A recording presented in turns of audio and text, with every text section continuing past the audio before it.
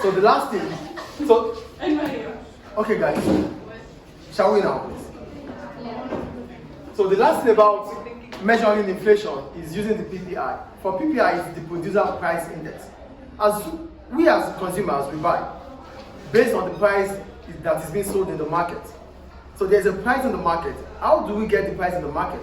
The price in the market is through the manufacturers or the producers. So they have their own price based on the raw materials they buy. So they want to sell at a price that is favorable to them. That's why we have the producer price index. The producer price index is simply for the manufacturers. They also incur cost in the cost of producing the product. We have the marker here. We have the marker, I'm buying the marker. But the marker is being produced by a manufacturer. So the manufacturer would have put in together a lot of resources to ensure this product is made available to be sold. So the amount spent by the manufacturer will be gathered or will be known through the producer price index. Because as soon as they know the price of the product, they'll be able to determine the price they have to sell to consumers. So the price they're selling to consumers is where we get our consumer price index. The price they are able to, the cost they incur allows them to know their producer price index. Do you get how it works now? There's producer price index based on the fact that manufacturers would have incurred cost in the cost of producing the products. There's consumer price index because we are buying from the manufacturers. So here I got PPI measures the change in the price of a typical basket of goods bought and sold by producers in a given economy. So the goods are bought. The raw materials are put together to become a finished good. Finished goods are goods that can be sold, that are ready to be sold. So the amount spent to have this product available is part of the producer price index. So that's why we have the input price and the output price. Stop that already. The input price contains the cost of raw materials, fuel used, and whatever we use in the cost of producing that product. That's our input price.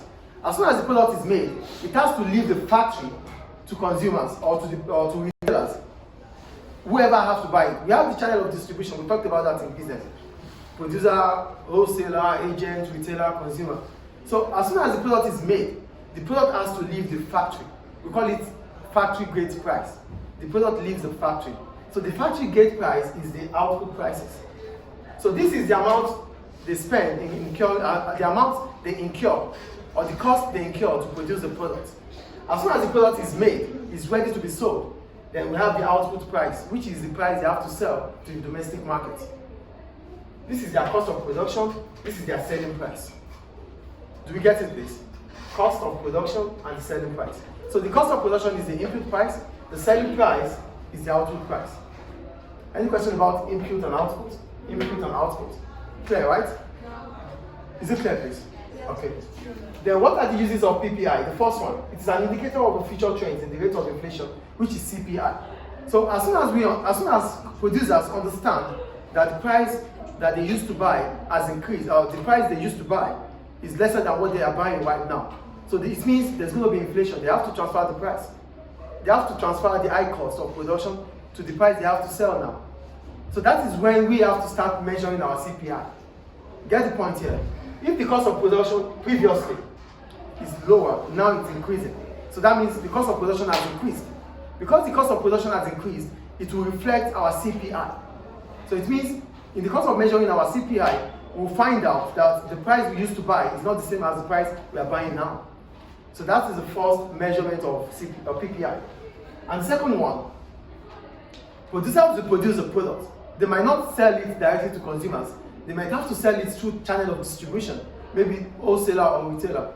So as soon as producer sells, if producers are incurring more cost, it means retailers have to buy at a higher cost too.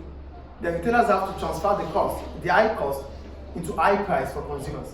So PPI allows retailers or wholesalers to know if they have to increase the price of the product or not. So this is what PPI is about. Is it clear? Thank you.